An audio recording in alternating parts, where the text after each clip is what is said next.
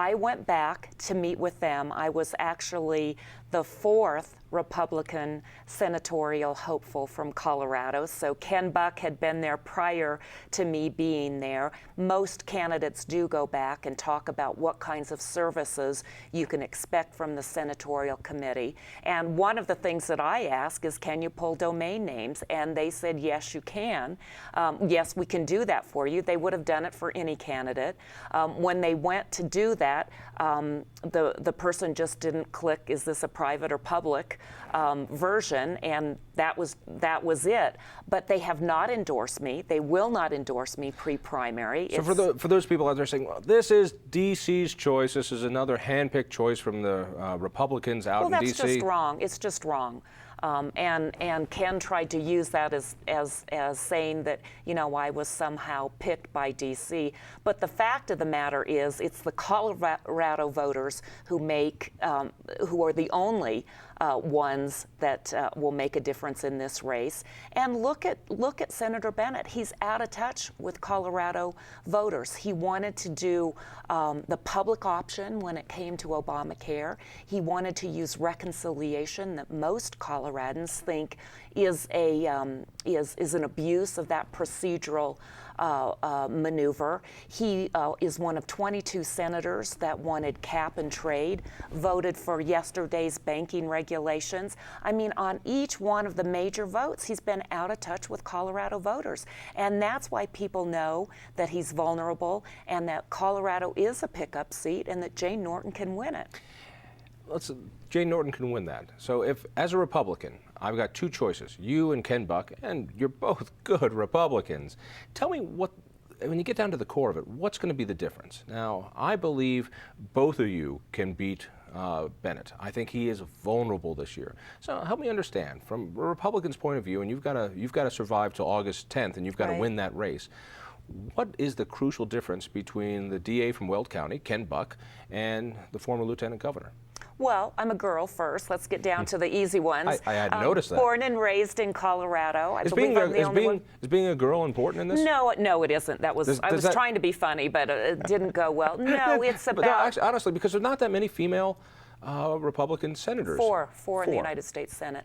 I think more importantly is experience. There are 57 attorneys in the United States Senate right now. I'm the only non-attorney. I have a business degree from Regis. My master's is in management. Was born and raised in Colorado. I believe I'm the only one. Only one who's run a statewide office and won statewide. I have private sector experience. I've run a nonprofit. I've taught school. I've been in private sector. But beyond that, I have a record of, and as does Ken, of being entrusted with budgets that the taxpayers have given us. And Ken's record of cutting budgets isn't very good. As Weld County DA, his budget increased by 40%. That's what the county commissioners in Weld County will tell you. I've had two budgets entrusted to me, one when I was head of the state health department and one when I was lieutenant governor. In both of those budgets, I cut my general fund appropriation by 28% in one case. When I was lieutenant governor, it was quite a small budget, but my general fund appropriation, what I had control over, cut. So you can say, you know, if we can't trust someone with their budget like in Greeley, can we trust them in Washington, D.C.? What would the difference be between you and Ken when it comes to actual votes on the Senate floor? Well, Ken has talked about the getting out of Afghanistan, and I think that's actually wrong. What we need to do is finish the job. Let's remember why we're in Afghanistan, and originally, and that was because the Taliban had let Al-Qaeda come in, and they had set up a base for training terrorists. As much as I'd like to get out of Afghanistan, I truly believe that we need to stay, not be wed to a timetable, but be wed to finishing the job and actually winning and achieving our mission in Afghanistan. Ken has said he'd be for pulling the troops out. Any other differences other than foreign policy in Afghanistan? We've talked a little bit about Social Security. He calls it a horrible policy. I think it's something that that we need to fix. We need to make sure that it's solvent for generations going forward. How would you do that? Well, I think there's three things that we could do, and it all gets back to, our entitlements are in major, major trouble. I've talked about making the hard decisions, like means testing for Medicare, like raising the age of retirement, looking at automatic cost of living increases. John, the fact of the matter is that we have to do it not for people who are at or near retirement, and I say 55 and above, but for new people entering into the system. Otherwise, it's a hollow promise. Card check is going to be one of those issues. So is cap and trade. Let's take them in that order. Yeah. Card check, just tell me it's not going to happen. Absolutely opposed. And this is another frustration that Michael Bennett won't talk to us about. He won't tell us how he feels on that. Two components of card check. I believe that if an employee wants to join a union, they should have the right to make that decision with a private ballot without coercion from the company, co-workers, or the union.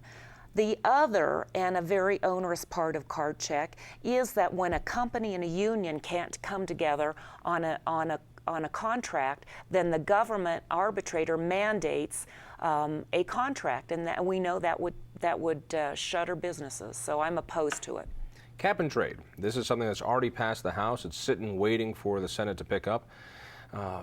This is something that fits so well in with what the Democrats have been doing, including the new energy economy, our mandate here in Colorado for 30% renewables. What's Senator Norton going to do? Well, oppose it at all levels. Cap and trade is a huge tax on American working families at a time when our small businesses need to have access to affordable energy. They need certainty in the market. This is one of the big reasons that we're in a recession, that we're not growing out of this recession, is because of uncertainty in the market. We need a reasonable energy policy with an all of the above approach. I'm from Grand Junction, Mesa County, Colorado, on the western slope, #1 per capita job loss in the nation. And why is that? Because of oil and gas regulations at the state and federal level that virtually say, we don't need the business, you can go elsewhere, we're not going to allow you to get at those oil and gas reserves.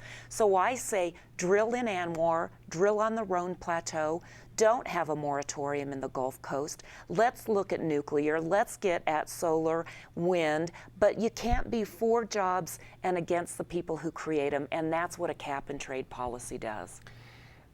This race is crucial given the filibuster. Now, we've had a few squishy Republicans that, fortunately, during health care seem to stay solid for the most part. This seat is important for that. There's some talk of perhaps getting Republican control. I think that's a little premature. This seat is important for making sure that we keep bad laws from happening. Talk to me a little bit about that role as far as playing defense. Sure. And then what happens when we change? What happens when Republicans get control again? I was disappointed with the Bush administration. I saw spending go skyrocketing. I saw earmarks going skyrocketing. I saw the debt go skyrocketing. I saw light bulbs being outlawed. I saw McCain-Feingold go in. I saw Medicaid entitlements go out the roof. Why is it going to be different this time, and how are you going to make sure that doesn't happen again?